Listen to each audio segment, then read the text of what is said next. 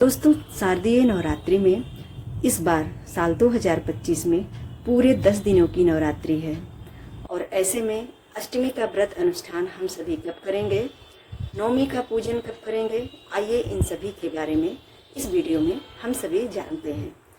माँ दुर्गा की प्रसन्नता के लिए दुर्गा अष्टमी का व्रत अनुष्ठान 30 सितंबर दिन मंगलवार के दिन किया जाएगा। अष्टमी तिथि की यदि शुरुआत की बात की जाए तो 29 सितंबर की शाम में 4:32 से अष्टमी तिथि लग रही है, जो कि 30 सितंबर की शाम में 6:06 पर समाप्त हो रही है। ऐसे ही का मान लेते हुए दुर्गा अष्टमी का व्रत साल 2025 की शारदीय नवरात्रि में 30 सितंबर दिन मंगलवार के दिन रखा जाएगा। अष्टमी का व्रत रखने वाले सभी लोगों को माता गौरी की प्रसन्नता के लिए सुख सौभाग्य की वस्तुएं आज के दिन विशेष रूप से चढ़ाएं। इन वस्तुओं में जैसे कि 16 श्रृंगार की सामग्री है और उसके साथ ही नारियल और नारियल के साथ चुनरी आप जरूर रखें। इस तरह से अष्टमी तिथि पर हमें माता गौरी की प्रसन्नता के लिए इन सभी वस्तुओं को जरूर चढ़ाना चाहिए। 16 श्रृंगार की सामग्री नहीं चढ़ा सकते हैं तो कम से कम 5 वस्तुएं आप जरूर रखें, जिनमें कि सिंदूर, चूड़ी, बिंदी, नारियल और चुनरी। इसके साथ ही एक घी का दीपक आज जरूर माता को लगाएं। ये सभी चीजें माँ गौरी को अत्यंत पसंद है। यदि हम आज के दिन पूजन करते हैं माता गौरी का तो बहुत ही अच्छा माना जाता है। अपने घर में यदि आपने माता की चौकी इस तरह से लगाई है तो आप चौकी पर इन सभी चीज़ों को चढ़ा दीजिए, और यदि आपने नहीं लगाई है तो आप किसी मंदिर में जा कर के देवी माता को आप इन सभी वस्तुओं को चढ़ा सकते हैं। जो आपने पहले दिन चढ़ाया है इन सभी वस्तुओं को आप अपने लिए रख लीजिएगा। जब दशमी को हम विसर्जन करेंगे दुर्गा माता की चौकी का, तब वो जो सुहाग की चीजें हैं उन्हें दान स्वरूप में भेंट कर देना है, जो कि हम अष्टमी तिथि पर चढ़ाएंगे। और जो नारियल है उसको आप या तो किसी को दान कर दीजिए या स्वयं में अपने परिवार में किसी और दिन तोड़ करके खा लीजिए। परंतु अष्टमी तिथि पर एक बात का विशेष ध्यान रखें कि नारियल का सेवन ना करें, क्योंकि उस दिन माता का निवास नारियल में ही माना जाता है और उसको खाने से हमें दोष लगता है। इसीलिए अष्टमी तिथि पर कभी भी नारियल बिल्कुल भी ना खाएं। कन्या पूजन की बात आती है तो कन्या पूजन हम सभी नवमी तिथि में करेंगे, जो कि 9 दिनों का व्रत अनुष्ठान किए हैं। वो सभी नवमी को माँ सिद्धिदात्री का पूजन करेंगे, जैसे कि रेगुलर हम पूजन करते आए हैं उसी तरह से माता के मंत्रों का और दुर्गा सप्तशती का पाठ करते हुए हम माँ की विधिवत पूजा करेंगे। उसके बाद हवन करेंगे और फिर जाकर के 9 कन्याओं को हम भोजन कराएंगे। कन्याओं को भोग प्रसाद में आप हलवा, चना, खीर, पूड़ी आदि आप दे सकते हैं।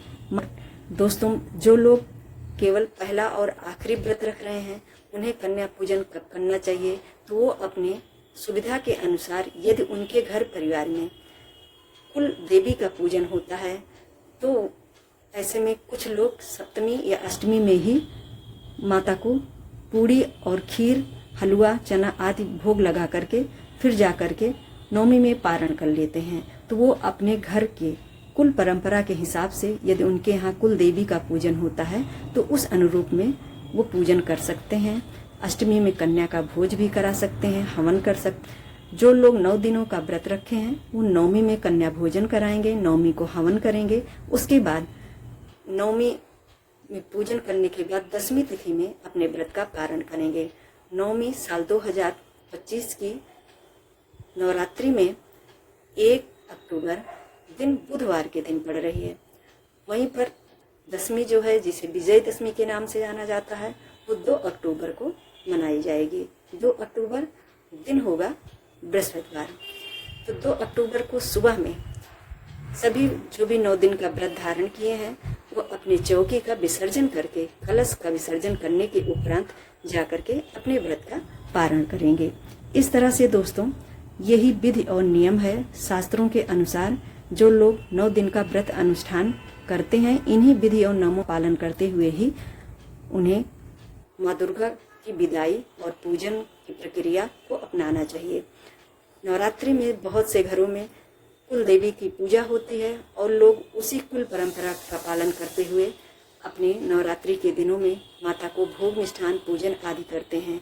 तो ऐसे में कोई बाध्यता नहीं, जिसके यहाँ जैसा होता हो उस अनुरूप वो उन सभी चीज़ों को कर सकता है। ये सब अपनी अपनी मान्यताओं की बात होती है। आप माता को किसी भी रूप में ध्यान कीजिए, उन्हें प्रणाम कीजिए। इन दिनों में उनका मंत्र जप, उनका सेवा आदि कीजिए, वो सभी सुख परिणामदायी रहते हैं। यानी कि किसी भी रूप में जब हम ईश्वर को ध्यान करते हैं तो उसका जो महत्व होता है वो हमारे जीवन में शुभता के लिए ही जाना जाता है। उसमें राम श्याम कुछ भी आप कीजिए, उसका कोई औचित्य नहीं होता है। भगवान की भक्ति में प्रेम होना चाहिए और प्रेम ही समर्पण होना चाहिए और नियमित बाध्यता होनी चाहिए। यदि हम माता को आवाहन किए हैं, बुलाए हैं, तो हमें नियमित उनको जो भी है सुबह शाम की पूजा और भोग प्रसाद आदि आरती वो सभी करने की जिम्मेदारी बनती है और बाद में बिल्कुल शास्त्रों के अनुसार वैसे ही नियमों का पालन करते हुए दुर्गा माता की चौकी का विसर्जन भी करना चाहिए। आज के वीडियो में दोस्तों बस इतना ही। आज हमने जाना कि साल 2025 की शारदीय नवरात्रि में माँ दुर्गा की प्रसन्नता के लिए अष्टमी नवमी का पूजन कब करें और व्रत का पारण कब किया जाएगा। इन सभी बिंदुओं पर हम अपने जानकारी के हिसाब से आपसे अपनी बातों को शेयर किए हैं। वीडियो आपके लिए हेल्पफुल लगता है तो लाइक शेयर जरूर कर दीजिएगा। यदि आप सभी चैनल पर नए हो तो सब्सक्राइब भी जरूर कर दीजिएगा।